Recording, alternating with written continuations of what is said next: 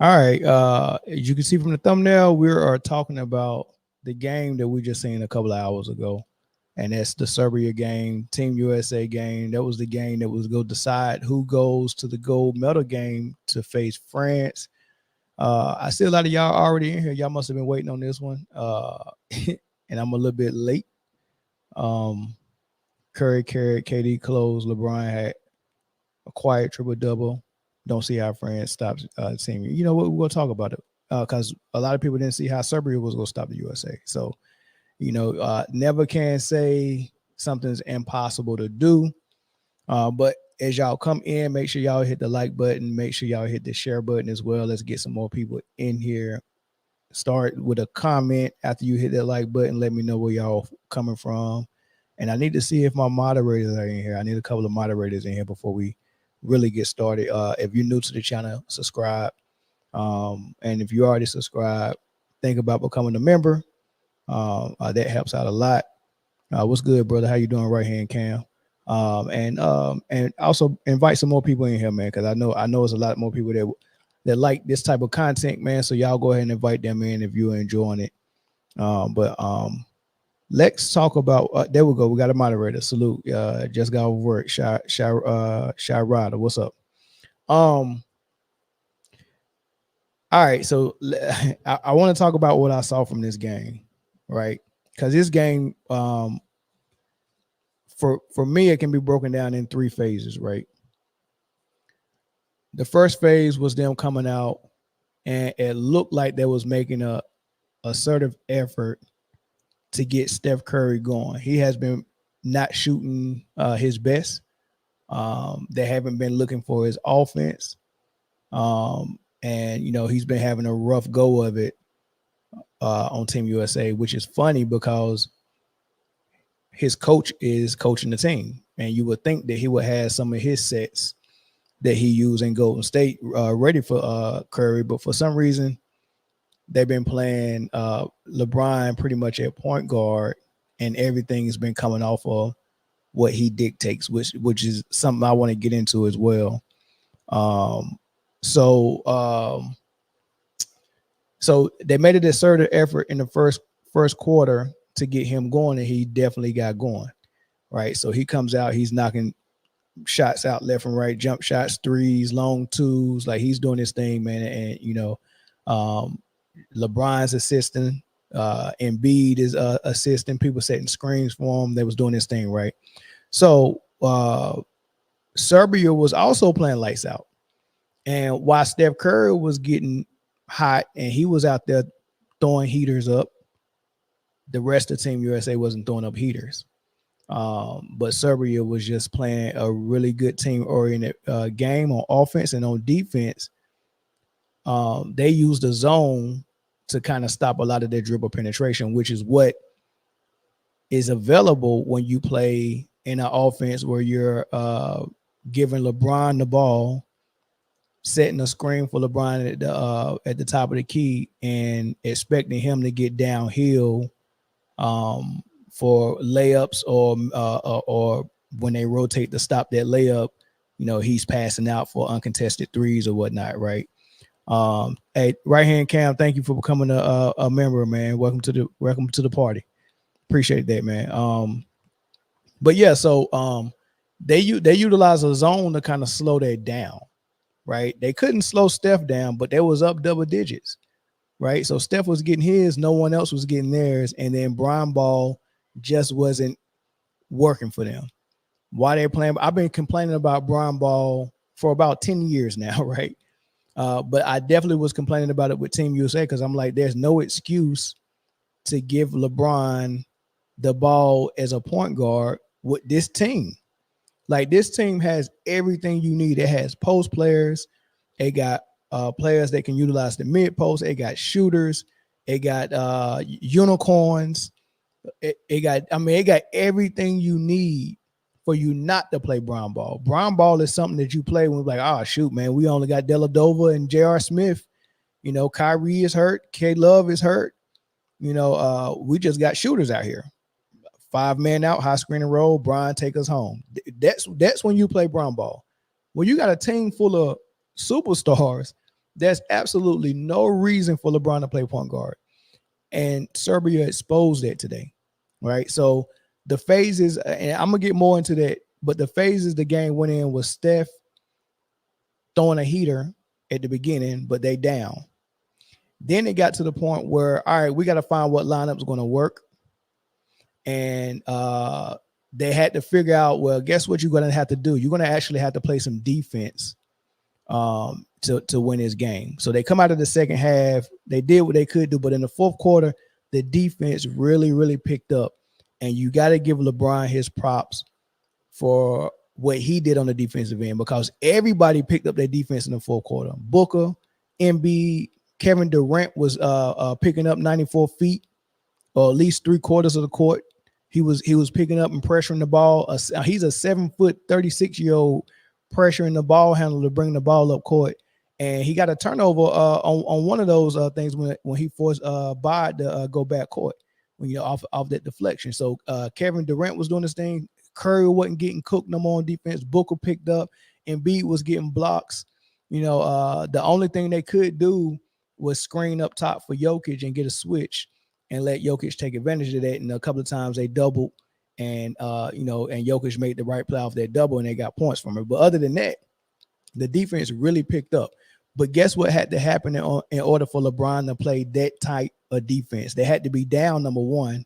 But in order for him to lock in on defense like that, he had to stop trying to run the offense, because he couldn't, like, physically.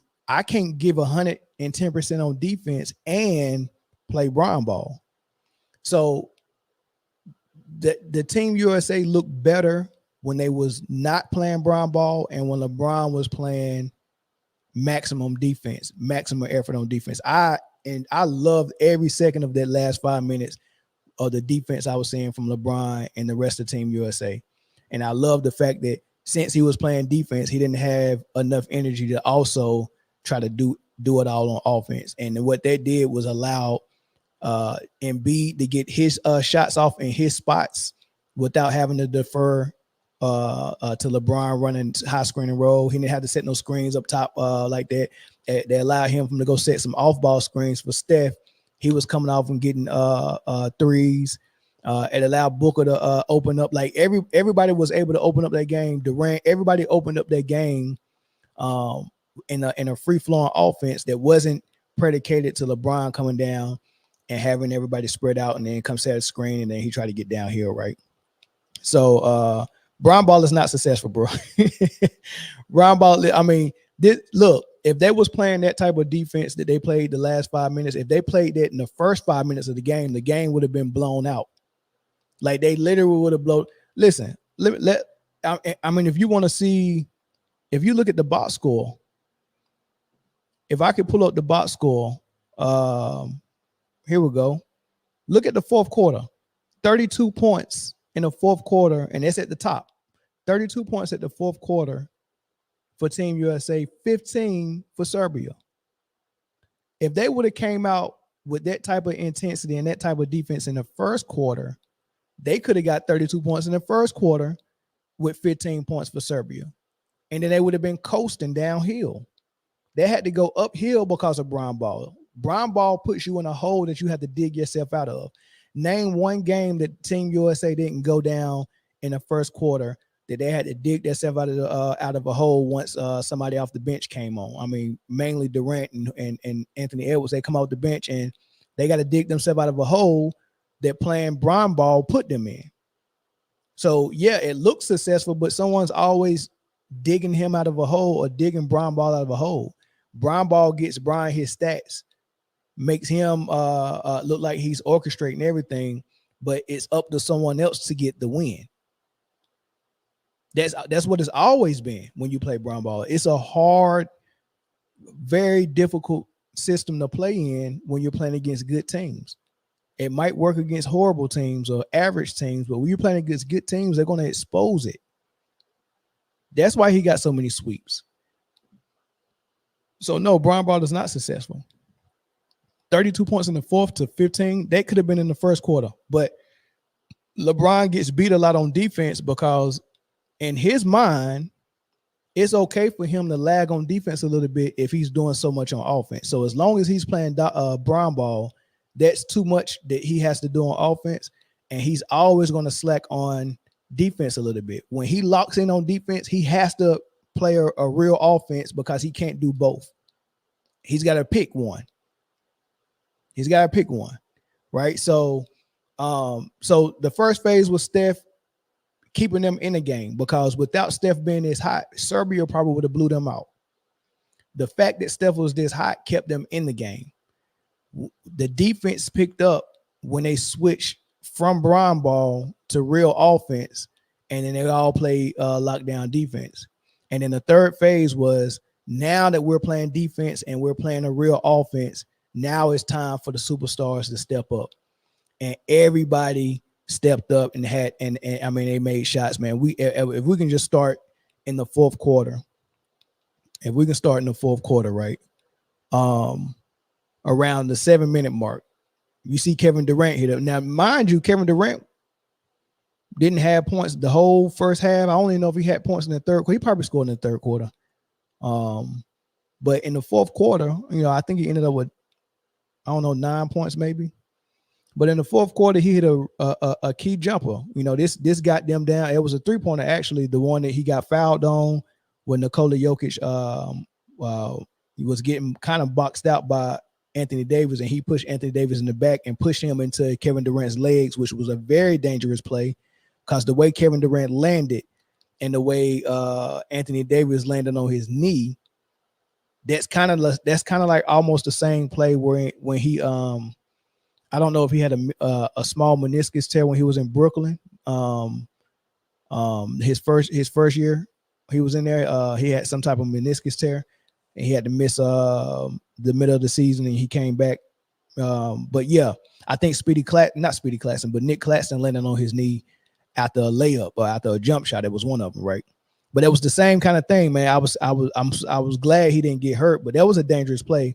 But he hit that three, and then they cut it under double digits, and then Devin Booker came out of a timeout because they called the foul. They went to replay it to make sure they got the call right, and then they gave the USA the ball side out, and they come out of a timeout, and Devin Booker, bam, he hits a three. So now it's at 5. Now it looks like, okay, this might be the closest we've had it in a while. We can make a run, right? But Serbia was fighting, right? But here comes Kevin Durant again, another jump shot. This was big, right?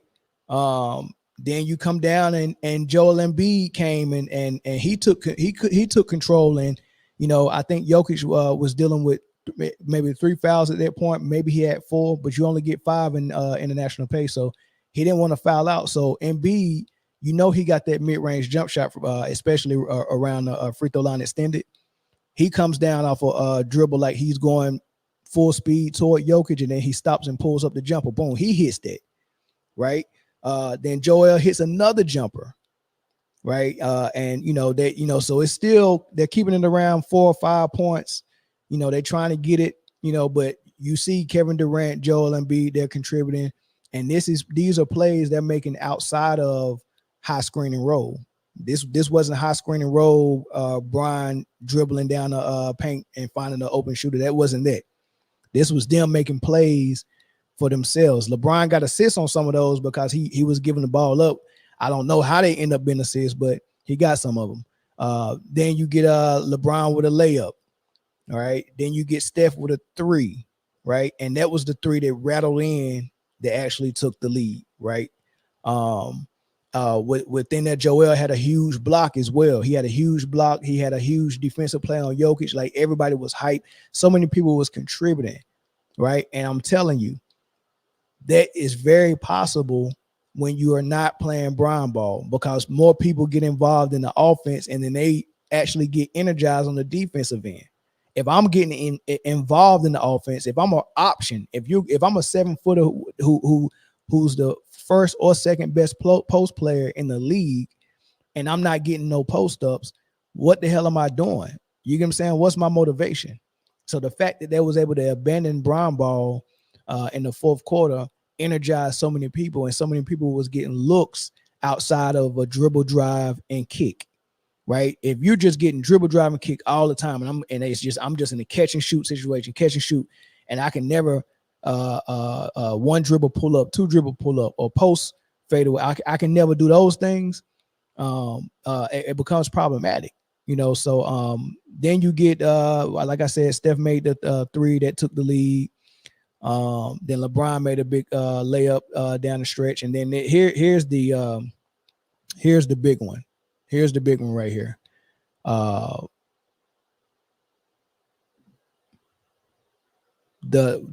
three that put them up by 1 at the 2:24 mark. Then LeBron made that layup that put them up by 3. That was a huge layup. Great defensive stop, right? So they're up 3, and then they get another stop, and Steph makes another layup on a break, and they go up 5, right? But that wasn't over because Bogdanovic came down, hit a jumper, cut it to 3. Then Bogdanovic got a and one. No, that was an and one. The layup he made was an and one. He hit the free throw, cut it to 2.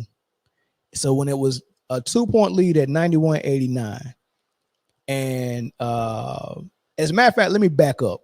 I'm gonna back up, right? Let me back up. If you see when Steph hit the 3 at the top at the 1 minute and 41 second mark, they go up 5, right? Timeout. Then they come out, they get a defensive stop. There's a turnover by Bogdanovic, right? Immediately after that turnover, they went back to Bron ball. They gave Bron the ball. He brought it up as the point guard. They spread the floor, 5-man out. And now you got LeBron, who, if you really look on the floor, is probably your worst shooter on the floor, even including Embiid. So you got Steph, Booker, KD, Embiid on the floor, all better shooters than LeBron. All better shooters than LeBron, right? And better free throw shooters than LeBron as well, and probably better at getting their own shot than LeBron. I would question Steph because he's the smallest one. So, if he's trying to get a jump shot with in the closing seconds or closing minutes of a game when they're not going to call any fouls, if they get physical with him, they can get away with more. So his jump shot might be harder to come by than a bigger guy like Durant or Booker or something like that, right? So, but you give the ball to LeBron, who we just talked about, his best asset is driving to the hole, playing Bron ball. So you're going to have to get back in a high screen and roll situation or an ISO situation and rely on your worst shooter to get a step back 3, which is what they got. They gave it to Bron at the 1 minute and 21 second mark. They played Bron ball. He couldn't get to the hole, so he settled for a 3-point shot at the top of the key and bricked it. That was supposed to be the dagger. LeBron wanted to put the nail in the coffin, but he couldn't. So Serbia gets the rebound, and that's when they came down and got the and one with Bod, and now it's a 2-point ball game. So what they did was very smart after that. They got the ball to Steph. Steph tried to do his dance to get his shot off, but like I said, being a smaller guy, when that tough defense is on you, it's going to be hard for you to get a clean look. So Steph had to give the ball to KD, and then KD hit this dude with a crossover that was so nasty. I'm to my dude really thought KD was going left. He crossed back to the right, got so much room for his jump shot, and KD hit the dagger. That was the dagger he hit. They go up 4, right? They go up 4. Then Jokic comes down, they score, and then after that they had the foul, and Steph goes and gets his free throws, and that was it. But that dagger jump shot by Kevin Durant was crucial, and he should have had the ball the first time instead of LeBron having it. He should have had it the whole time instead of LeBron in that clutch. Why I just don't understand why they're deferring to LeBron so much, man. Bron ball is going to get them killed. I'm telling you, Bron ball is going to be the death of them, man. That's not the way. But so that's why it was so hard. Brown ball was the reason why that made everything so hard. I'm gonna get into some of these comments because y'all saying some stuff that I think I want to address. He said this guy. Oh, I like this comment. This guy's talking a bunch of nonsense. They wasn't losing because of Brown ball. Server was unconscious from 3, and the U.S. bench played way worse when Brown was off the floor. Okay, you can believe that if you want to. But I guarantee you this: when they played their best ball, conveniently they wasn't playing Brown ball. Like so basically, what you're saying, J. Dot, do you prefer Brown ball with this team? Do you prefer that y'all play 5-man out high screen and roll basketball with LeBron at the point guard? Do you prefer that? You think that's the best offense y'all can run? Do you think that having a 6'11" center in Jokic, who's their best player, would you rather use Embiid to put pressure on him offensively? Because we seen Philly play Denver, and we see Embiid give Jokic 50. We seen him give him 50. Are you telling me the best offense you can run to put pressure on Serbia is to have Embiid setting screens at the top of the key for LeBron and rolling? And then furthermore, the reason why they was locking it up is because as soon as they set that screen, Serbia, if you notice, that was playing a zone a lot of times. I seen a 1-3-1, or it might have been a 1-2-2, whatever they was doing. That was zoned up and was like, you would not high screen and roll and get downhill with a head full of steam. You would not do that. Every time you screen, you're going to see a crowd right there. We're switching, but we go switch and we go be in a zone. So the dribble drive, the dribble penetration that you're supposed to get with Brown ball was not there. That's why it was important that Steph was hot, because all they was getting was Steph 3-pointers. The score was like 32 to 23 at one point, and Steph had 17 of the 23 points. All jump shots and threes off off-ball screens. The dribble drive wasn't getting him anything. So you mean to tell me if you got a zone that's jam-packed at the top of the key, preventing you from getting dribble penetration, and then you got a non-shot blocker in Jokic who's not going to jump and block any shots, and you got a 7-foot Embiid down there, you trying to tell me you wouldn't rather just throw it in the post? Jokic would have had 3 fouls in the first half if he had to defend Embiid all first quarter in the post, and then they took him out and put AD in and kept that pressure on him. But instead, he was able to sit back in the zone and play free safety while we tried to find high screen and roll situations for LeBron and dribble drive. And you telling me that that wasn't the issue. And you're telling me that you would rather play Brown ball than something more sophisticated. You'd rather not go in the post to Embiid or AD. You'd rather not go in a mid post with KD. You'd rather Steph not play point. You'd rather Drew Holiday not play point. You want LeBron to play point and just play high screen and roll, dribble, drive, kick. And you keep thinking that's not the problem. I have a question. In the beginning of the game was close. When the second unit came in, LeBron not on the floor, and they played bad and got blow out. How's that LeBron fault? I ain't saying it's LeBron fault. I'm saying playing Brown ball is the reason why they're making it so hard for them to beat teams that they should already be beating. All right. So, I mean, y'all can come in and cape and try to protect him. And first of all, I'm not attacking him and saying it's his fault. I'm just breaking down the game and telling you what I saw. I'm telling you what I saw. So, as far as the game being close and LeBron going to sit down, it wasn't close. I didn't see that happen. When was the game close? 2-0? Sure. The game was close at 2-0. The game was close at 2-0. But they went down 17. Y'all want to act like the lead was only built when LeBron went and sat down. Boy, if y'all don't stop, Brown don't care about stats. 10 finals appearance proves that also.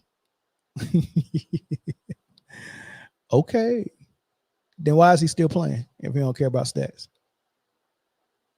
Why is LeBron still playing if he don't care about stats?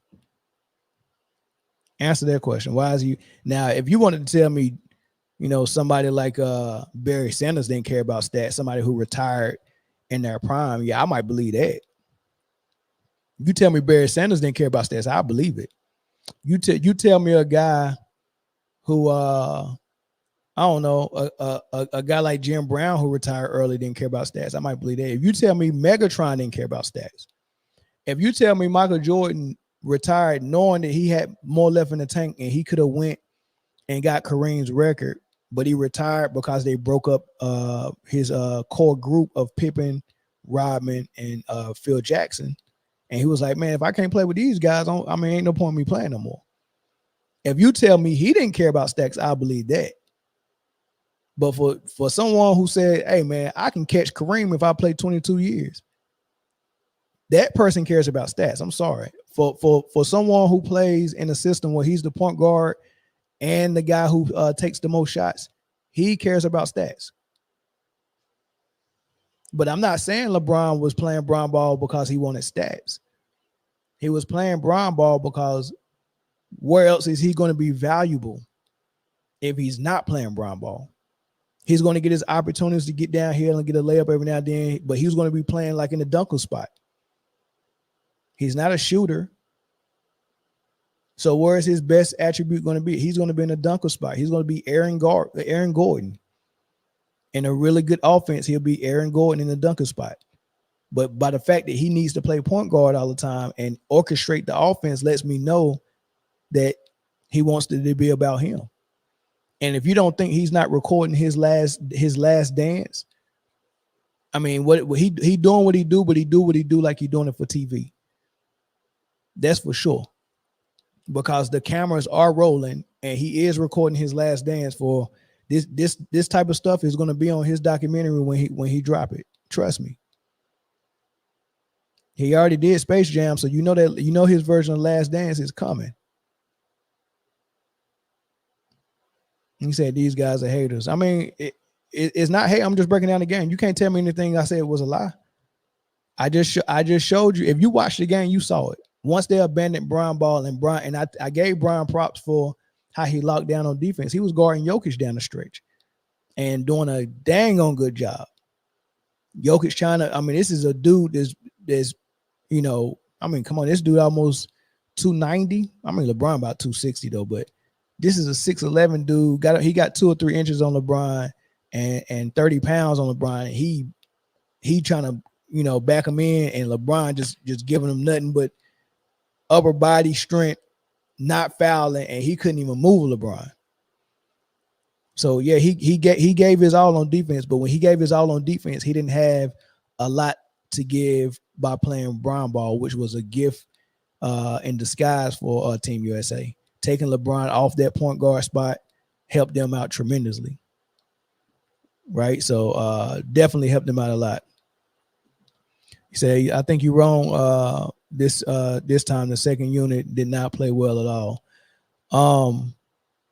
Okay, KD's part of the second unit. He definitely was on that on the floor when they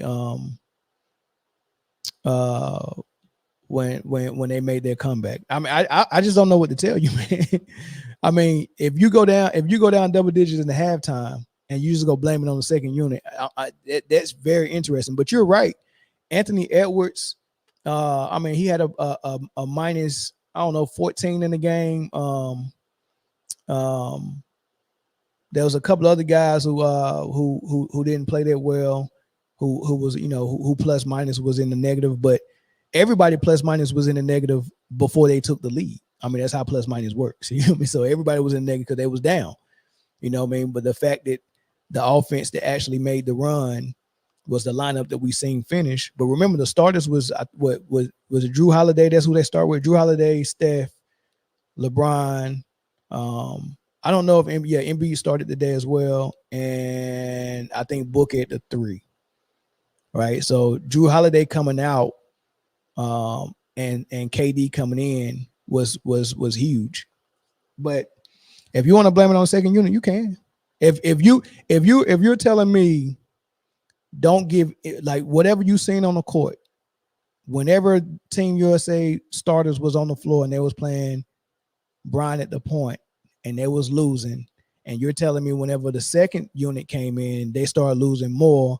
So that means dissolve all blame from LeBron and put it all on the second unit. If you want to do that, you know what? I'll rock with you on that.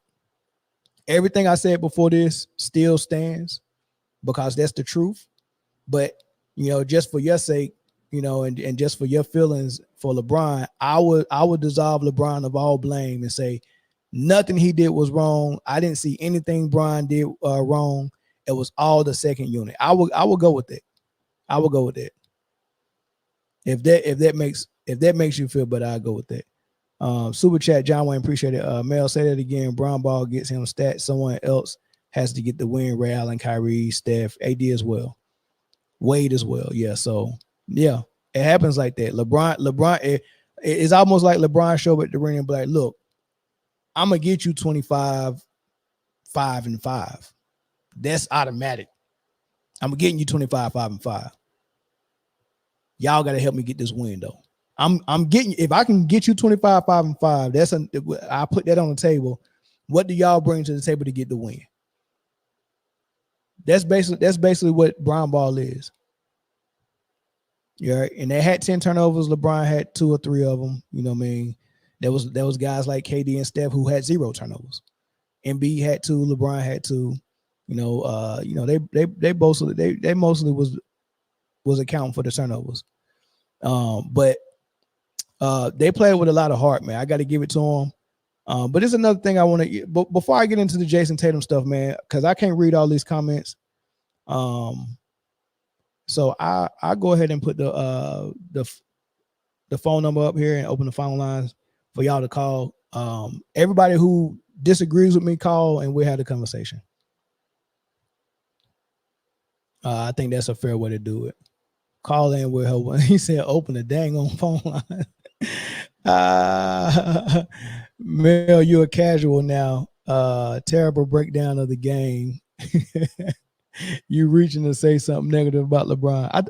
Listen, I told you, just text me what you want me to say about LeBron, and I say that. But you got to cash out me too. Oh, and by the way, I did get a cash out from. Let me shout this brother out. And I appreciate that, brother, man. They helped me upgrade everything I'm doing over here at Man Down, man. So every little bit counts. But who sent me that cash out? This came from my shout out to my dog Demetrius, man, for the cash app. I appreciate you, brother. Chris, what's up, man? Man, you gonna stop talking trash about Mind the Game, Mr. Mind the Game himself, LeBron James. Okay. This dude, they at 3 years old, this guy was running NBA plays. At 3 years old, man. It's nothing LeBron James don't know. There's only one thing LeBron can't do, and that's win another championship. Outside of that, LeBron James know everything else. He knows how to give you 25, 5 and 5. He can get you to the play-in. He can get you blamed by the media, so he ain't got to take no responsibility for nothing. I mean, what more do you want from him? Nothing. I look. I think he did well. Listen. This is the thing. I can't believe people heard what I said and took that as a hate session. I said that LeBron played lockdown defense in the fourth, and I mean, it was phenomenal what he did. And I said the fact that he played lockdown defense forced them to abandon playing Bron Ball on offense, and that's what propelled the win. Like, where's the hate coming from? I mean, anytime you don't. It's confusing, man. When you give a player props, you're glazing. When you critique them, you're hating. I mean, you can't win. It's a lose-lose, a double-edged sword. Yeah. I like So my favorite one is when they say I'm not black because I criticize LeBron, but then they say I'm racist because I criticize Luka. You know, and then they also say I'm racist when I criticize Caitlin Clark. I'm like, man, I just got to say great things about everybody, I guess, man. Like, you know, I I'm not black enough. I'm racist. I'm sexist. You know, all types of stuff, man. I mean, maybe they just don't like how you come off with it, man. Which I don't see how they wouldn't, because it's not like you cuss when you say it. It's not like you say, "Oh, LeBron is a effing bum." You know, you're respectful. I mean, at the end of the day, LeBron James is one of the greatest players that ever lived. Yeah, It's, you top know, 10, it's top 10 for nothing's sure. gonna change that. Yeah, Top 10 for definitely, sure. definitely. And I'm gonna miss him when he's gone. Yeah, me too. Like I said, LeBron James is the most hyped athlete of all time. We're talking about out of all sports. LeBron James came in with so much hype, and he lived up to it. He wasn't a bust. He lived up to everything that was put on his shoulders at 18 years old. I commend him for that. Yeah. Yeah. But the whole, I'm going to come down the floor and hold the ball and everybody just sit in the corner and wait to shoot. He's been doing that since high school. Yeah, it's a tough offense to be in for anybody that's good. You know what I mean? Like that offense is better suited for average to below average players, man.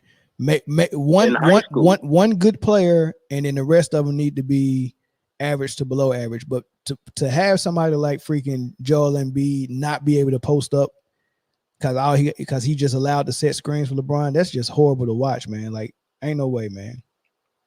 I mean, I kind of feel like Joel Embiid is kind of hurt anyway. I don't really feel like he should be playing.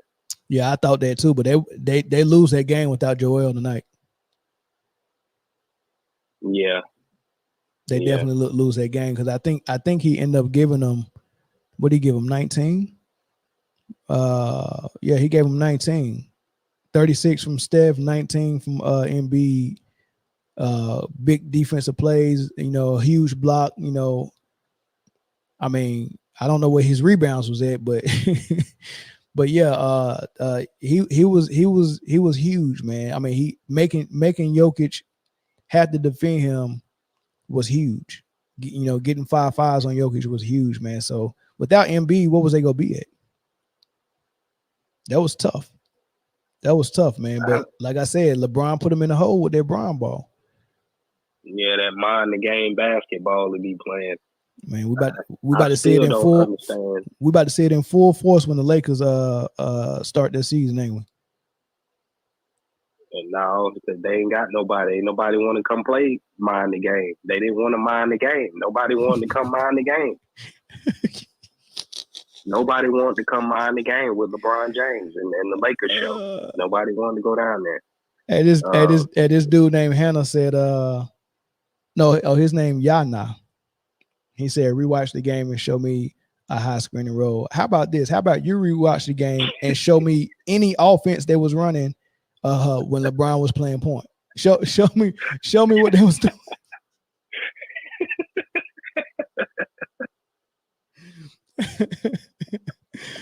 Oh man, it's too funny, man.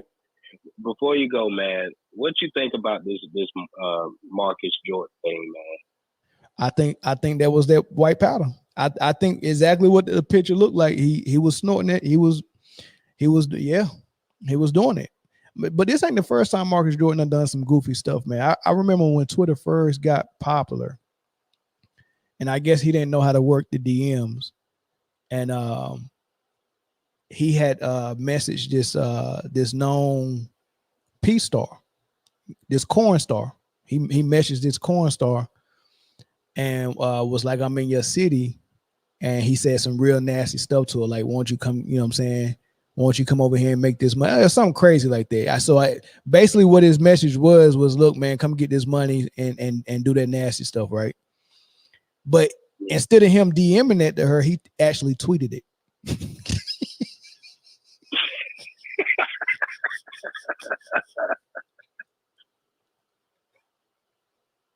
You can Google it right now. I promise. You can Google it and read the tweet right now, man. He got caught, man, and yeah, he must have been off that. He must have been going off that white girl that night too, because he didn't know what he was doing. So I mean, it looked like he likes to party, and hey, man, it's not a good look. Not a good look at all. It's not, man. Nah. It's really not. I hope he shake that, man, because this is proof, man, that you can have all the money in the world, man, and it just ain't enough. So hopefully he shake that, man. This is, it's not good for Michael Jordan at all. It's just making him look bad. He already, as great as Jordan is, he's the GOAT, the best basketball player that ever lived. But as a team owner, he was trash. We're talking about picking white boys with diabetes over Brandon Roy, and all that other stuff. Jordan. It's just not a good look, man. I hope he shake it. As an owner, I ain't gonna say he trash because he turned that franchise around and they actually start turning a profit. Right? No, man.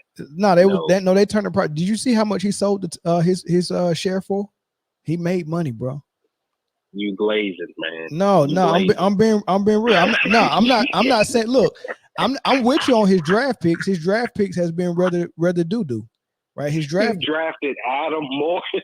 He drafted Adam Morrison, but in his defense, every time he get a lottery pick, he don't never get the pick where he can get the real talent. Like when he had the worst record in the league, he didn't land the number one spot the year that AD was coming out. Michael Kidd-Gilchrist. Bro, who else was in that draft? Kidd-Gilchrist was killing, but Bradley Beal. Yeah, Bradley Beal was in that draft for sure. He was right after him. Hey, but Bradley Beal should have been the second Mitch Kupchak took that. But anyway, he gets an F's on draft. I mean, he drafted Kimba. That was good, but I got to give him an F on drafting, right? But as an owner, that's when you're looking at your finances.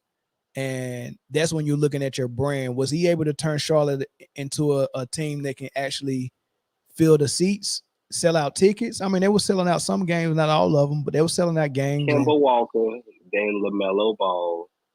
Yeah, those are good draft picks. Yeah, definitely good draft. But the Cody Zeller was bad. The Kidd-Gilchrist. I mean, if it wasn't for his broke jump shot, I don't know how Kentucky and Calipari hit his jump shot at Kentucky, but I did not see it. Bro. This dude Anthony Davis was there. Bro, but still, Kidd-Gilchrist had the ball. I did not know his jumper was that horrible, man. Did not know. Yeah, but as an owner though, you got to look at how much money he made, and he made money. He turned around. Bob Johnson was the horrible owner, not Jordan. You know what I mean? Bob Johnson changed it from the Hornets to the Bobcats. What? Just because your name Bob, you wanted to be the Bobcats, and then this horrible burnt orange. And then when MJ got it back, hey, look, man, we're going right back to the Hornets. Let's bring the Hornets back. That's a franchise that that we done fell in love with in North Carolina, right? The colors, everything. So he brought the Hornets back. He get Kemba Walker in there. He turned them into a playoff team, and they played good basketball. He just couldn't afford to keep all those guys. He had to let Kemba go. But as far as making money, he brought them out of the dumps from where Bob Johnson put them at. Yeah, I mean, I guess if you want to look at it that way, but when you're Jordan and you're in your mind, he knows he's the best thing that ever happened in the game of basketball. How can you see talent when nobody can amount to who you was? Because that's who he compares players to himself. Yeah, he's the standard. That's just how Jordan operates. Yeah, he's the standard, man. Wouldn't you? Yeah, but no, because no player is ever going to be better than Jordan. Yeah, you might be right. I was thinking about that a couple of days ago, and I was like, man, it's impossible for the GOAT to come out of any era except the era that Michael Jordan was in, because that era was a combination of tough defense and great players all put together. We got great players now with no defense. So nothing they do, like they're never going to be challenged enough to where we can see them bring out their Jordan or become as good as Jordan or Kobe. Like, so you don't even have to be that good to get 30, right? But you really had to fix your game to play against that defense that MJ was growing up in. So the GOAT would never come out of any era unless we go back to what the 90s was. And I don't think we're going to go back. That'll never happen. Yeah, we'll never go back. What makes Jordan so great, man, is the fact that he did what he did. And that's already crazy. But you also got to add in what more he could have did if he wouldn't have took off those 2 years and if he didn't retire that last time. I mean, I think we already seen.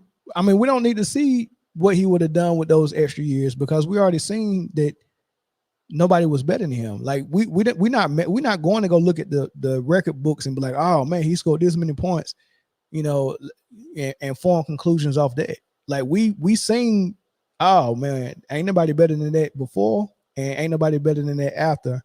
You can't go around being better than him by trying to go get more numbers. I'm going to play forever so I can get more numbers than him, and then maybe somebody will be fooled into thinking that I'm better than Mike. No, you wasn't. I'm talking about LeBron. You're not better than him, but you can go get more numbers than him. That's great. I mean, you're better than him. If you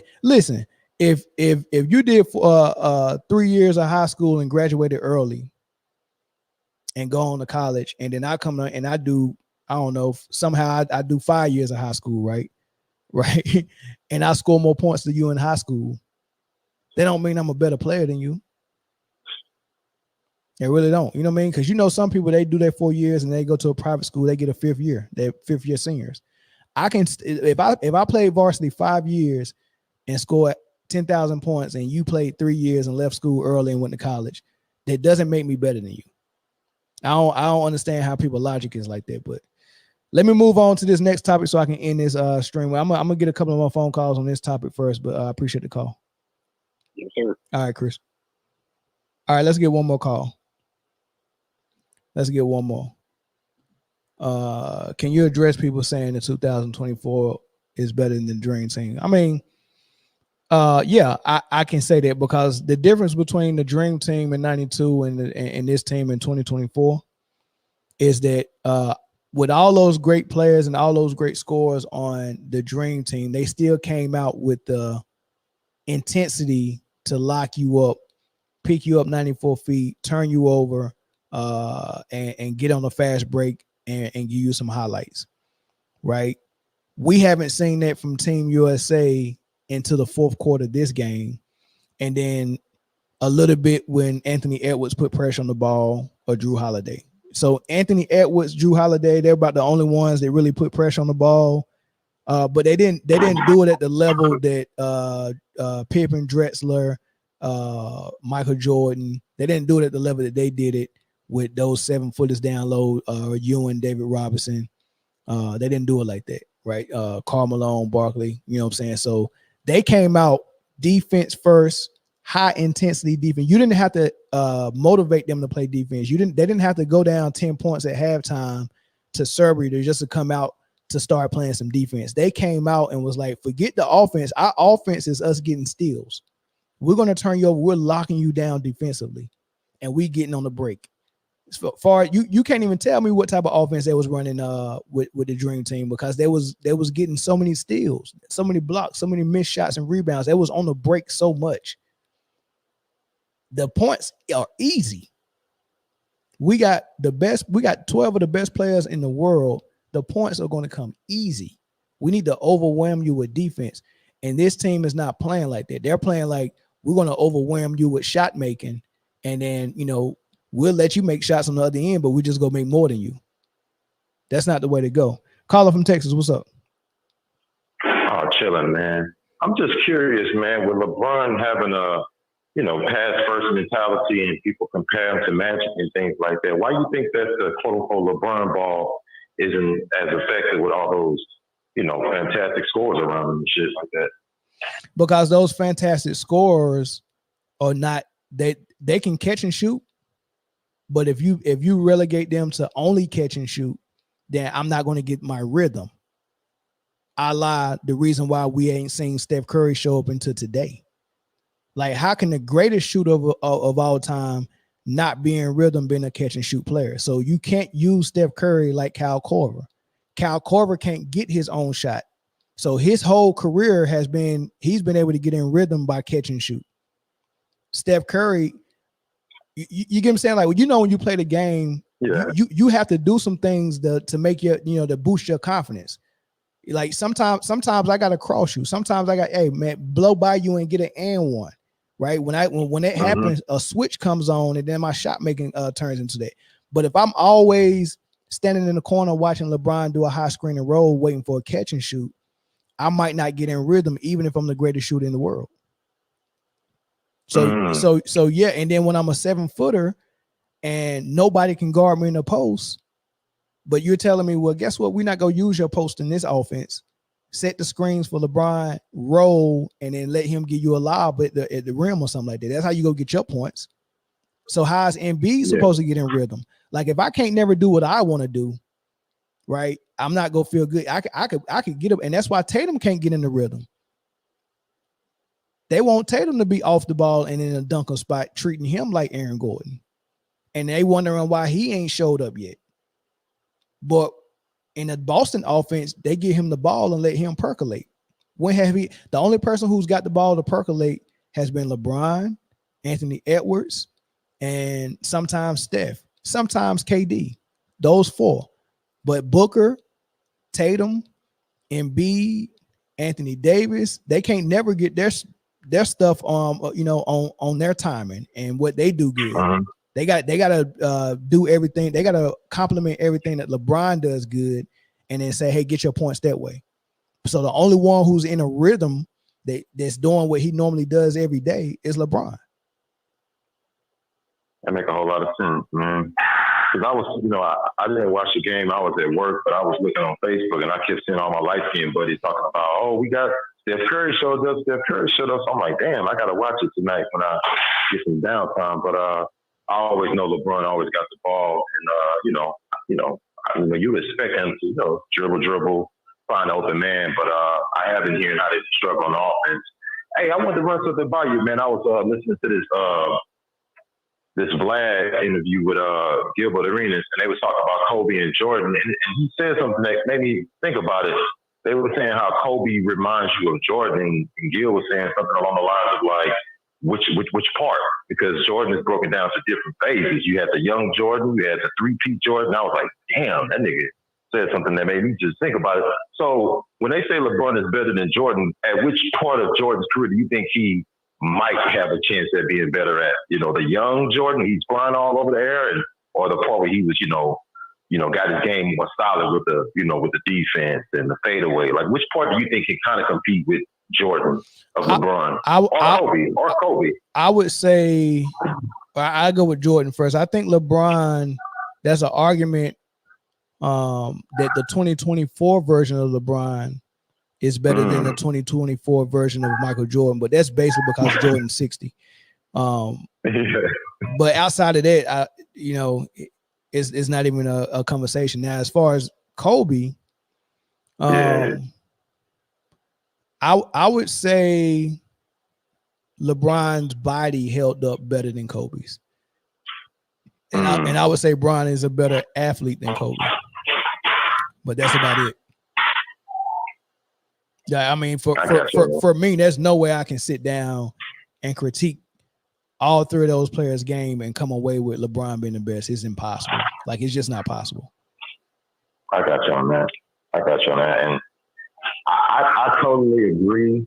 And the more I think about it, Shaq was dominant. Kareem had the sky hook. I mean, Tim Duncan had the backboard. He was fundamental. Hakeem dream shake. When I think about LeBron, I'm like, I don't really have no signature. And I'm not saying the man is sorry. I'm not saying he's trash. I'm not saying that. It's just when I think LeBron, I think athlete. You think Adrian Peterson? Nah, AP was wrong. That's what I'm saying. Hell no. Yeah. That's his signature move. What the move that Adrian Peterson uses going through the A gap is the move that LeBron uses to get to the rim. It's the same move. That's solid. That's solid. Okay, man. I know you got a show to run, man. I'm gonna sit back and finish, learn some game, man. I appreciate it. All right, no doubt. Thanks for the call. All right. Super chat. I prefer the FIBA physicality over the NBA. I prefer the FIBA physicality over the NBA, and I prefer the WNBA physicality over the NBA. The NBA when it comes to defense, physical play, and pure basketball. When I mean pure, I mean they're not rigging it for entertainment. The NBA is probably the worst basketball league, professional basketball league that probably exists. Caller from New Jersey. Hey, it's Lamont. What's going on? What's up, Lamont? Listen, I wanted to call you the other day. I saw Gilbert Arenas on Vlad doing an interview with Vlad. I don't know if you've seen it. I couldn't watch more than 3 to 5 minutes of it because when Gilbert Arenas just starts making up stuff, talking to people that don't know anything about basketball, and they're just like in the background laughing at his jokes. Yeah, I couldn't take that. I just wanted to say one thing. Well, maybe more than one thing. Everybody is saying, man, I'm rooting for the USA. I'm not rooting for the USA. I've been a basketball fan like Guillermo that was on the show the other day. Yeah. But since the 70s, I've been watching basketball and these guys make me, I can't stop watching, but I wish I could, man, because I don't like the product. It's just so much things in the NBA that I don't like. But this was the question I wanted to ask you. Because a couple years ago, they were saying, comparing Magic Johnson to Steph Curry as the best point guard ever, right? Yeah. If Steph Curry is such a great point guard, why isn't he running this team? Even with LeBron on this team, if Magic was on this team, Magic would run this team because Magic is the point guard. Mm-hmm. I think that says something. And with Kerr being the coach, listen, I know it's tilted. It's LeBron's farewell tour and all of that stuff. But I mean, come on. If Steph Curry is the greatest point guard alive, how come he's not running his team? Or the greatest point guard ever? You know what I mean? But because there's nowhere else for LeBron to go and be effective if he's not center of attention at the top of the key, running high screen and roll. That's what I'm saying. Like, in order for you to play LeBron, you've got to. This is what we found out when he first went to Miami. When Eric Spoelstra tried to play him off the ball, and Wade was doing his thing against Dallas, and LeBron only averaged 17 points. That's the LeBron we would see if he wasn't dictating everything. If you want to get 27 from LeBron, you've got to let him control everything. If you want 17 from LeBron, then put him somewhere else. And we found that out in Miami in the finals against the Dallas Mavericks. And Eric Spoelstra, LeBron, and Wade figured out we've got to play a little bit of Bron ball if we want the best of LeBron. He never developed his off-ball skills enough where he can dominate off the ball. So he has to have the ball, and he has to have players around him that develop their off-ball skills enough where they can make it work. But I would have rather I would just, hey, look, man, you either go play in the dunker spot or we go put Tatum in there. And I'm gonna go get on Jason Tatum in a minute because he got another DNP tonight. So yeah, 0 minutes. Oh man, 0 minutes. Yeah, listen, man, I like what y'all do. I'm gonna be a frequent caller and I'm gonna subscribe. I appreciate it, man. All right, thank you, man. Yep. Super chat, Motown Chris, appreciate it. These LeBron fans glazing him be the same ones that let another man crack their old lady while they watching the chair. Sheesh. Golly. Come on, Chris. Kobe overworked his body. LeBron used roids, allegedly. I guess I'll take this last phone call. A caller from Virginia. What's up? Hey, how you doing, man? I'm good. Just want to say, like I said, once again, I called in a week or so ago to talk to you about it. Yeah, love the show. Love what you guys are doing. I just want to talk about something, a subject that a lot of people were saying, like these guys are saying, well, the international game wasn't the same as it was, back during the 92 Dream Team. There's 61 players. But what people don't understand is that the Dream Team, when they played in the gold medal game, they had Drazen Petrovic, the Croatian team, Dino Raja and Tony Kukoc. All of them had pretty good NBA careers. Correct. Those were good players. I mean, a lot of people probably don't remember that, but Drazen Petrovic was a beast. Really good. Dino Raja was good too. He played for Boston. Yeah, that's what I'm saying. These people, they're saying this stuff without context, right? They're saying, okay, well, back then they didn't have that many players, but like I said, and the Dream Team beat them by 32 points in the gold medal game. Yeah. So so like I said, a lot of these people spouting about, and anyway, the 61, they said, there's 61 players internationally in the NBA. A lot of them are, if I'm not mistaken, G leaguers, or or they were on the team, they made the team, and they weren't on the team like that. But I got a question to ask you. Do you think that if the international team, just say like United States, we have all the best players, all the all-stars on our team. What if the international team did the same thing and took every player from overseas and made like an all-star team? Do you think the United States will beat them? I mean, you're talking about, Jokic, Giannis, all of them on the same team against this team here. What do you think? And I heard people suggest that before, and this is the reason why I don't like to hear that, is because just because you're overseas it's not like you're in the same country, right? So we're talking about the United States. That's one country of basketball players. So to say let's take every country that's not the U.S. and put a team together, that's unfair, right?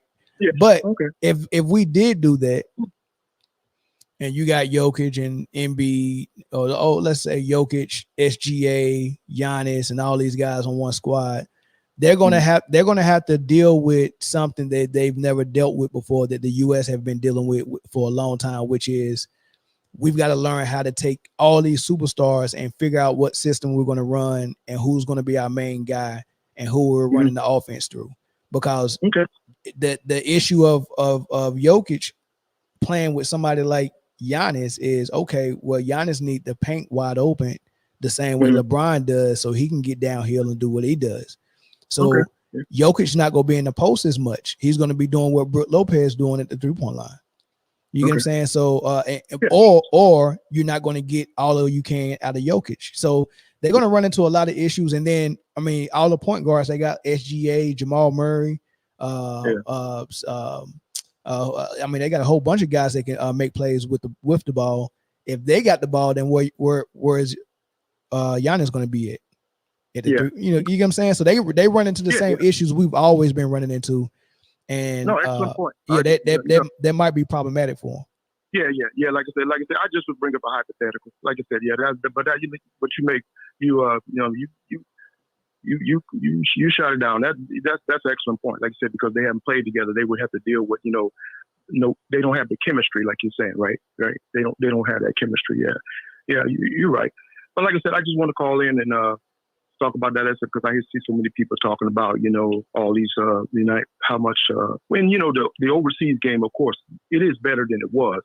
But like I said, I just want to point out that a lot of people didn't realize that when the Dream Team played in the gold game, like I said, I pointed out those 3 or 4 players that were on the Croatian team that actually had NBA careers that were actually pretty good. Yeah. And if you look at who United States is going up against now, each individual international team, they may have 1 or 2 guys like in the NBA, but it's not like a whole all-star team. You know what I mean? Yeah. It's not like they're going up against 5 people in the NBA that are all-stars from Serbia, something like that. They got some good players, but the most well-known one is Jokic. There's a couple other guys that, basketball players, but people who watch the game know. But the average fan don't know who those guys are. Yeah. Like I said, so I just want to clarify that. But like I said, I appreciate everything you're doing. Like I said, and excellent. Like I said, you answered my question. Like I said, and it makes a lot of sense, right? Yeah. Keep on doing what you're doing. All right, brother. Appreciate it. Thanks. Mm-hmm. All right, that's the last call for this segment. Yeah, I mean, in a nutshell, man, that game shouldn't have been that close, but it was daggone good to watch, to see them actually lock up in the fourth quarter and make that comeback, man, and see so many different people make plays. LeBron made some plays, Steph made some plays, KD made some plays, Embiid made some plays, Booker made some plays. Man, that was daggone good to watch down the stretch. But here's the issue. The Jason Tatum part of it. Steve Kerr not playing him, giving him his second DNP. And the sorry excuse he gave us when he gave him the first DNP, and then he go come out and be like, I feel like an idiot sitting Jason Tatum. Like almost like, oh man, like the game was, I was so into the coaching the game, I didn't even realize that I didn't put the defending champ that was first team all NBA, who led a 60-win team all the way to the finals and pretty much gentlemen sweep the finals. Like, I forgot to put him in, right? Well, what was the excuse this time, right? And I'm gonna tell you exactly what I think going on. First and foremost, I think it's easier to sit Tatum just because his demeanor, just because his his attitude. Like, he's not that explosive, he's not that vocal, he really not gonna take up for himself the way someone else like LeBron, Edwards, D-Book, those guys. If Kerr tried to sit them, because he tried it with Edwards in the World Games, and Edwards was not having it, right? So he can't sit them and give them DNPs. It's easier to do it to Tatum, because Tatum not gonna give him that Draymond Green pushback, right? He wouldn't even sit Draymond Green. So that's one part that's going on. It's easier. He's trying to find, look, I got to keep LeBron on the floor for whatever reason. LeBron has been playing the most minutes out of anybody. I mean, if we look at the game tonight, how many minutes did he play? Let's see how many minutes LeBron played. 32 minutes. Steph Curry, who was the hot man, was the only person above 30. Well, he had 33. He had the most minutes the night. Everyone else was 27 and below. Embiid does the second high man in scoring. He had 27 minutes, but everybody else, Durant 24 minutes, Booker 24, Holiday 20. He started, but it's only two guys getting 30. The guy that Kerr coaches, and mind you, Kerr is playing before tonight, was playing just as average as Tatum was. So you can't say Tatum hasn't got it going yet. That's why I'm sitting him, because Steph until today hasn't got it going yet, and you didn't find another guy to replace him with. So it looked like it's two untouchables. We've seen Embiid not start before. He started AD once. We also seen Embiid get a DNP. So Embiid has a DNP. He has games he didn't start. He has games he didn't get huge minutes, right? Booker, I can't be sure if he started every game or not. But Kevin Durant obviously don't start, but everyone else can get their minutes, played around with, except LeBron and Steph. And I want to know why they're untouchable and no one else is untouchable, right? So it can't be play, because Steph just had his only game that was good this tournament today. So it can't be that. So I think Tatum is getting jerked around just because Kerr feels like I'm not going to get no pushback by putting him on the bench and giving him DNPs. The second thing is the fact that the committee, Grant Hill and the coaching staff, decided when Kawhi left the team, we're going to go and grab a guy off Boston. We already got two guys from the Celtics, Tatum and Holiday. We're going to go and grab another guy off the Celtics. That makes three Celtics, but we're not going to go get the finals MVP and the Eastern Conference MVP. We're not going to grab him. We're going to grab a guy that comes off the bench for them in White. And then when they caught flack for that, they tried to explain it away by saying White provides something that we need that actually is better for this team than what we'll get from Brown, which is the defense pressure and all that stuff. I don't know if you watch Brown guard Luka and Kyrie Irving in the finals, but who else you want pressuring the ball other than Brown? I like Edwards as well. I like Tatum as well. I like Drew Holiday. White's a great defender as well, good defender, but he ain't Brown. He's not as big as Brown. He's not versatile as Brown, and he's not going to give me the offense that Brown gives me. So they made a dumb decision, gave us a dumb explanation for it, and now they can't sit White. They'd rather sit Tatum and play White, because if they sit White, that's going to make them look like a liar, because you said you didn't need Brown. You needed something specifically that only White could give you. So you pick White over Brown. So now you got to play him. You can't pick White and not play him and then make that excuse that we need what he provides.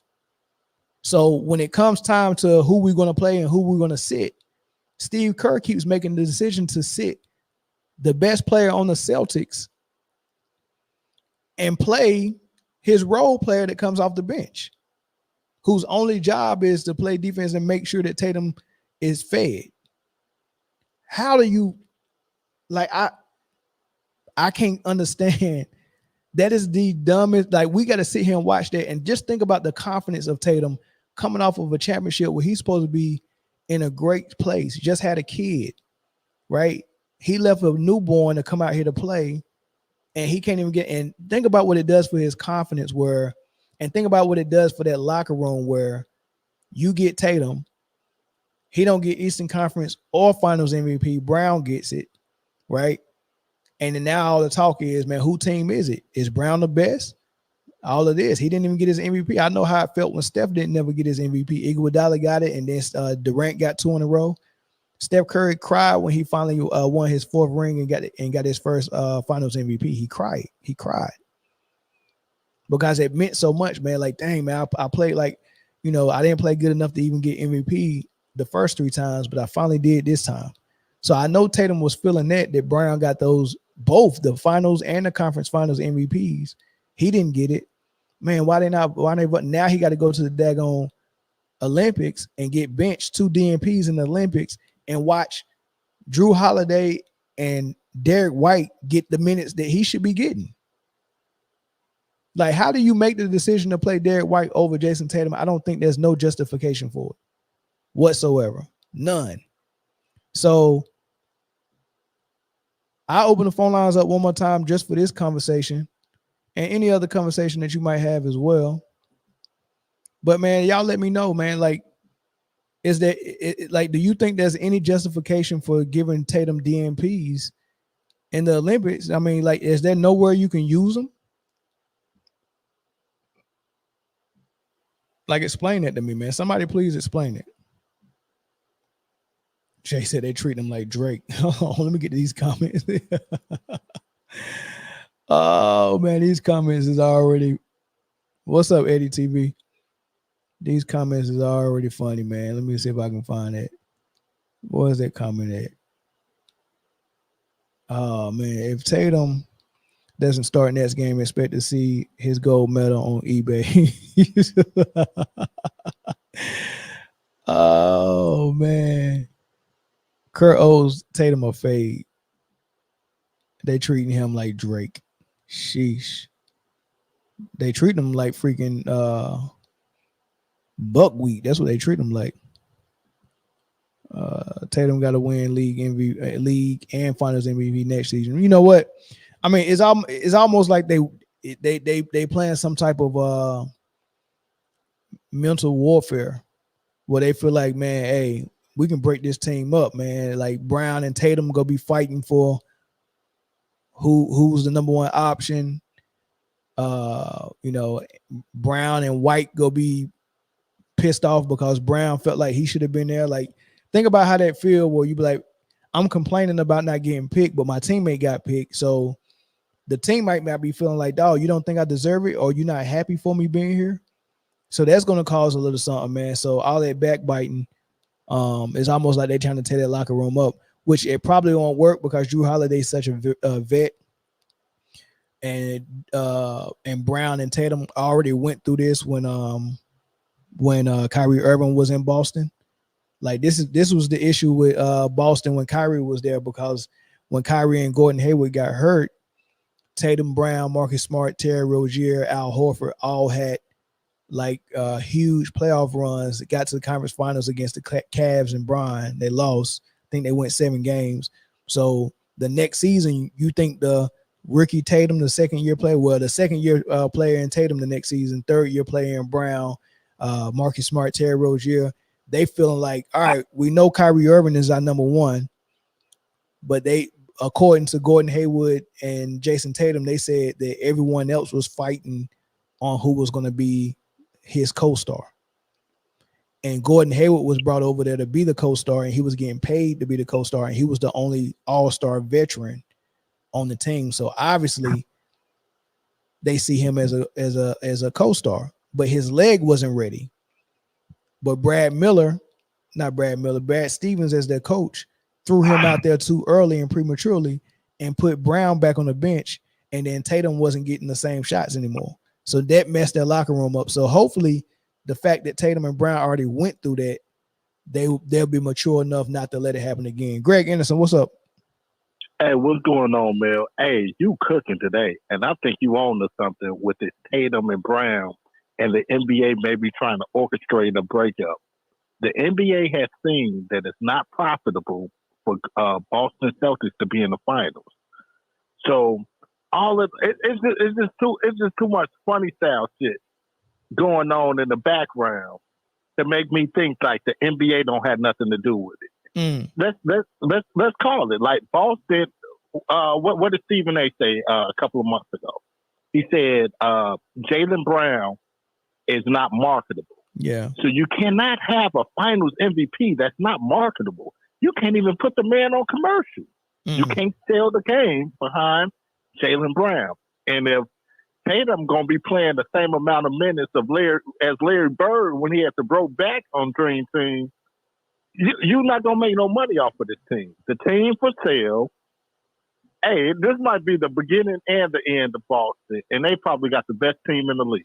Yeah, but and another thing, they made Brown the highest paid player last year, and then they turned around and made Tatum the highest paid player, and then they turned around and give White a bunch of money on an extension. Like they're spending a lot of money, and I think that the NBA and the other team owners is like, man, I don't want this to be a trend.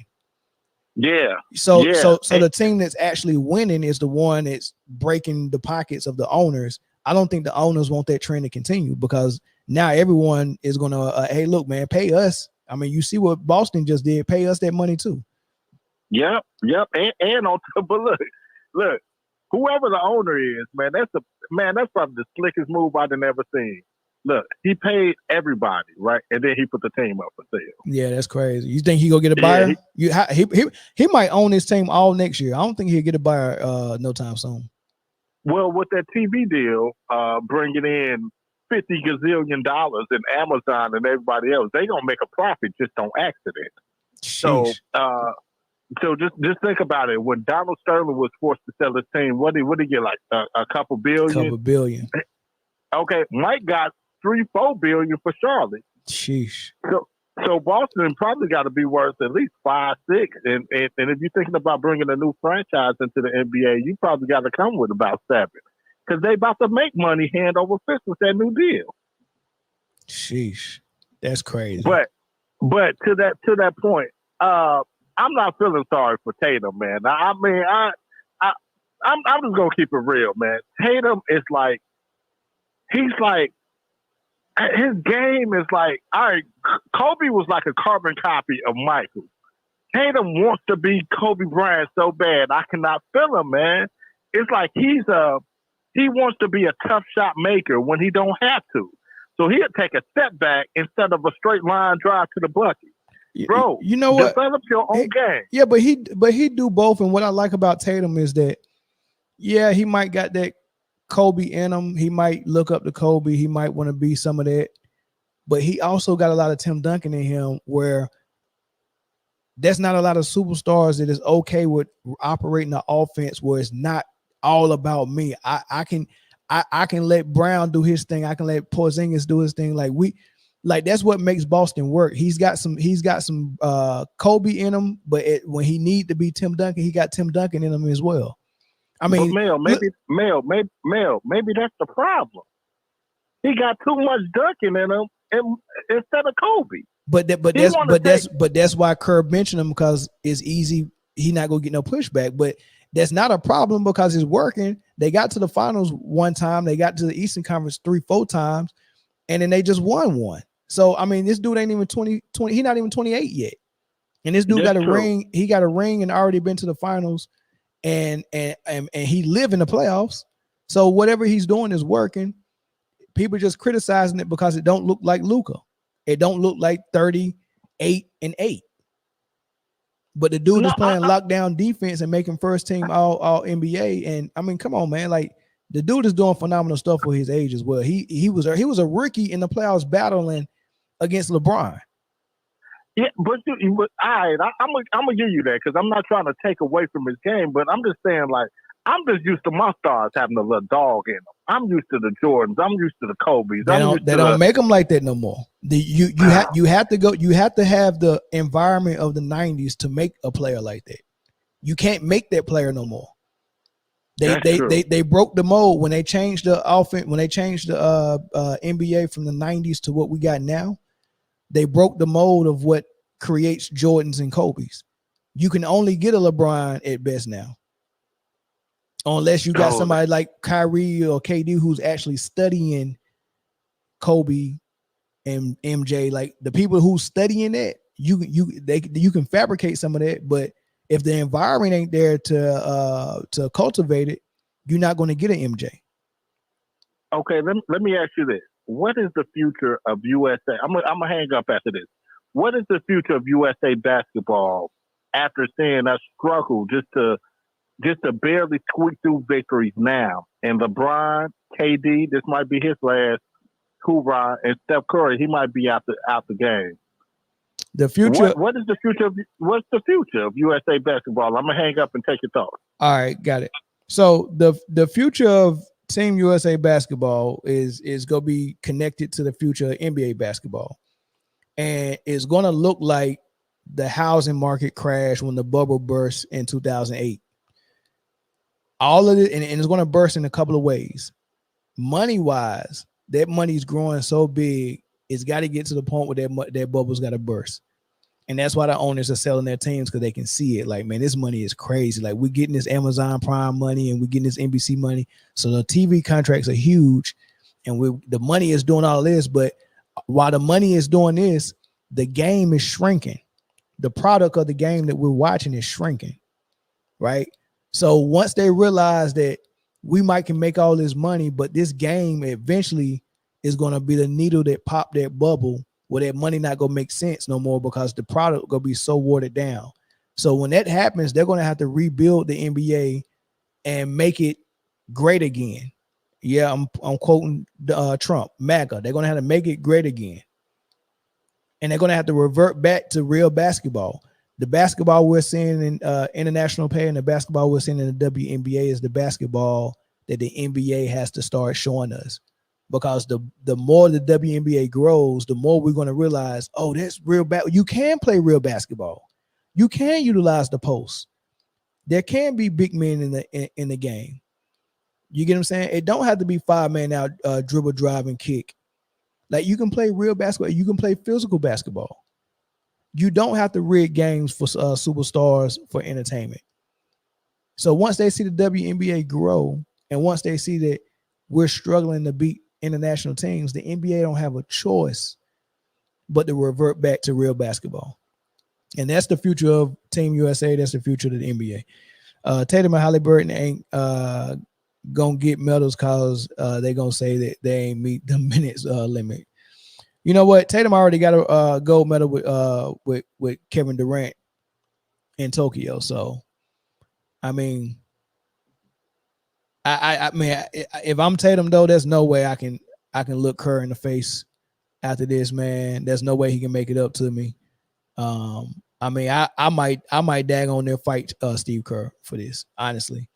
Hopefully the feeling of getting that gold medal kind of resets him a little bit. I mean, because 2 DNPs is crazy. And OD. Like that. I mean, that's crazy, man. What's up, Matt? I ain't seen you on the live before. I agree. The media has continually tried to sow division within the Celtics unit. It's weird. Yeah, they didn't even pick Jaylen Brown for first, second, or third team All NBA.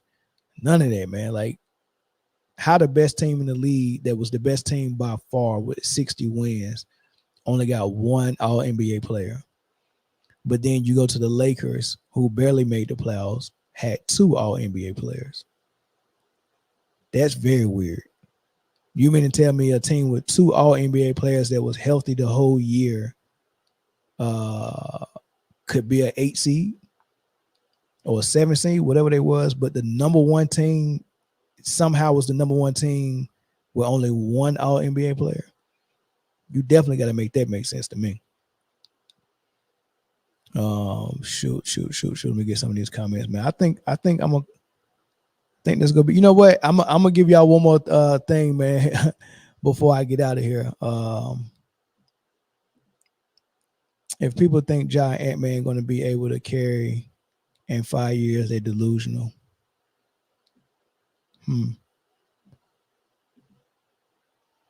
NBA viewership is going to blow up with Amazon. Now, you know what? Now that's a good point, Cake Batter. Because with Peacock, this Peacock thing, they did make it. Maybe the NBA should have been with NBC the whole time. They should have never left NBC, man, because the NBC had it. I mean, they had that thing. I mean, they had it rocking, and they just not getting games again, and they did phenomenal with this Olympic thing in Paris, man. Getting on Peacock, the way they made everything available, and then it's streaming. So if you miss the game, you can go back and watch a replay. You can't do that with when TNT got it. TNT is not streaming. It's not a streaming platform. So they just gonna have to add that. They're gonna have to add that to their repertoire somehow, some way. But streaming is the new way to go. Streaming is the way, right? You know, you streaming games, man. NBA ticket, you know, all of that stuff, man. That's the way, and NBC do it, but and Prime and Amazon do it better. They do it better. I don't think TNT was. Not only did they get outbidded, you know,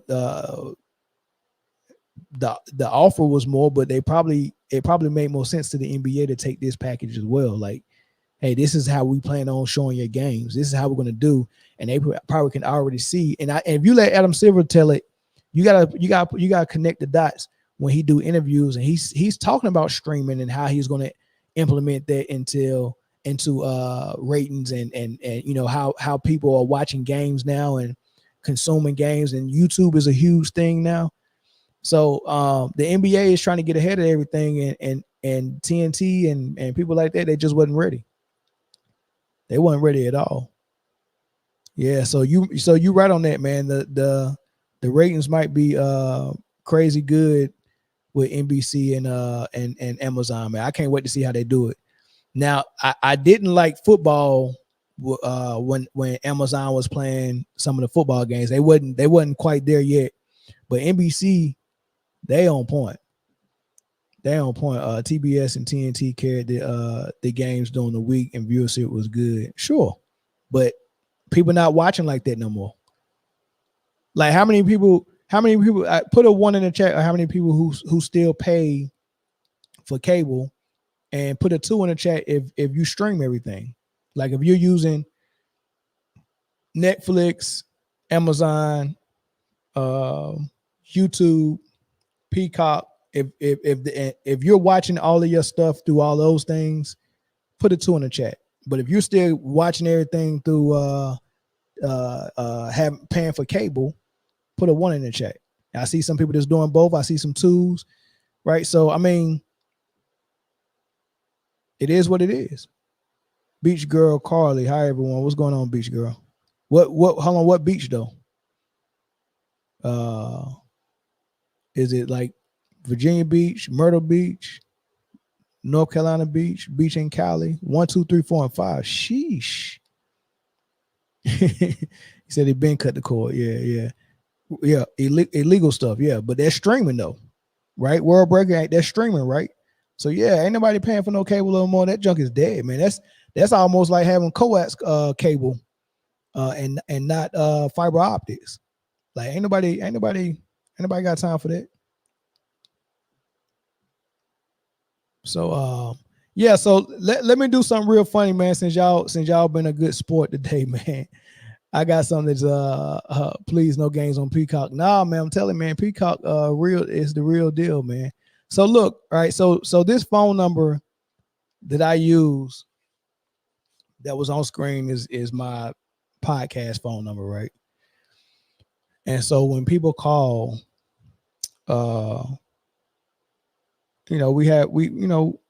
we had conversations on the show, right? But sometimes people, especially like the older crowd, they don't understand what live is and what's not live, right? So let's say from this video, this is live, right? People called in. So what'll happen is I will probably chop up a 10 to 15 minute segment of this live and repost it later for the people with short attention spans that don't want to watch a 2-hour video. So I take a good short clip from it, edit it, and then repost it with a new thumbnail. So when people watch it and they see the phone number pop up, they just assume it's live and they just start calling the number, right? And when it goes to voicemail, I get very interesting voicemails. So I'm gonna play some of those for y'all. It's hilarious. Some people are saying good things and some people are pissed off on the voicemail. So y'all get to enjoy it. I was gonna do this just for the members only, but I got another video for the members that I'm gonna drop this weekend. So y'all stay tuned for that. But man, enjoy this. Saved message.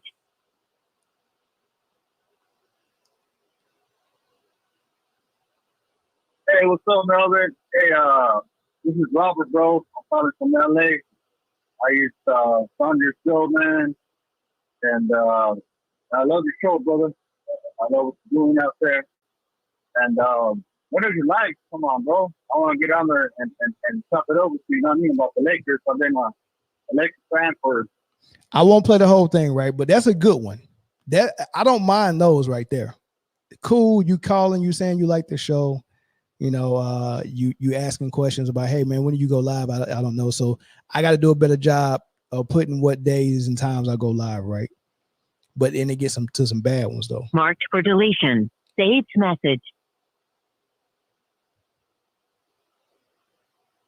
Yo, bro, I just wanted to holler at you and let you know you doing everything right. Everything you be saying be on point. Even from your perspective, you got a good motherfucking view on shit, bro. And I gotta respect that. But for all of these dudes calling, trying to get at you, hollering at you, and screaming and raging and all of that, barely can talk, barely can understand what niggas saying. Niggas, they can't even get out the words that they trying to say. Yo, bro, miss me with that, man. We all got opinions. And these dudes seem like they don't get it. All right. I cut that one short too. Saved message. Hey man, you got other callers trying to get in. Have some respect and pick up the phone. To replay.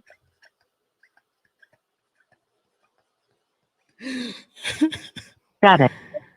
Yeah, y'all believe in white Jesus, don't you? That's why y'all attack black people. You attack your own people because you believe in white Jesus.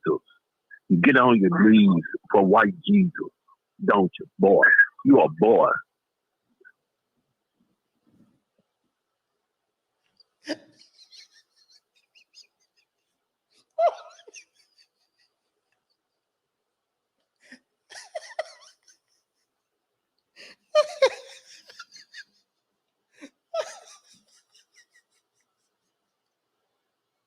Yo.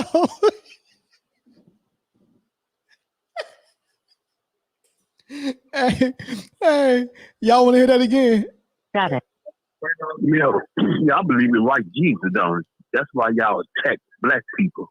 You attack your own people because you believe in white Jesus. You get on your knees for white Jesus, don't you, boy? You a boy. Yo, this, hey, To bro. replay. I can't make this stuff up, man. It's so many more. It's so many more. It's some bad ones on there, bro. It's some real bad ones on there. As a matter of fact, that's what I'm gonna do. I ain't gonna give it to y'all now. I'm gonna just do a video and just make it only for the members so they can hear these voicemails, man, because they are insane, bro. These people, I mean, if they don't agree with what I'm saying, bro, I'm telling you, I've been called every name in the freaking book.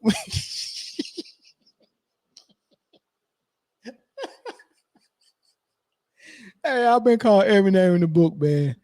Oh man, that's crazy, man. But yeah,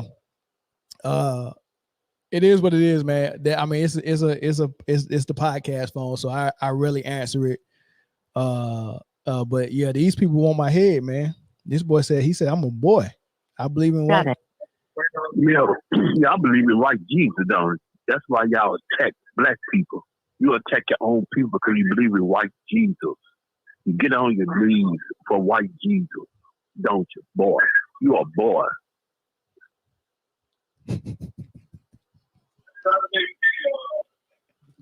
Yeah, ain't nothing. It's Jimmy again now. Hopefully you get. All right, man. I appreciate all the phone calls, man. All the super chats, man. I appreciate y'all sticking out with me for the whole hour and a half. But yeah, man, for the members, y'all go get a chance to hear all of that. I'm gonna probably do it tonight. I'm gonna probably do the members only tonight, and I'll post it, and y'all can hear all of that stuff, man. Because I'm telling you, go freaking laugh, yo. But all right, man. I catch y'all tomorrow on Full Panel Friday, man. We'll probably talk about this Team USA and this game a little bit more in depth, and you'll get everybody's take on it, man. It'll be a whole lot more in depth than what I went into it on. So y'all definitely don't want to miss that. But yeah, we'll be in there same time on tomorrow, 7:30 Eastern time, 4:30 on Pacific. But yeah, all right, peace. Hit the like button.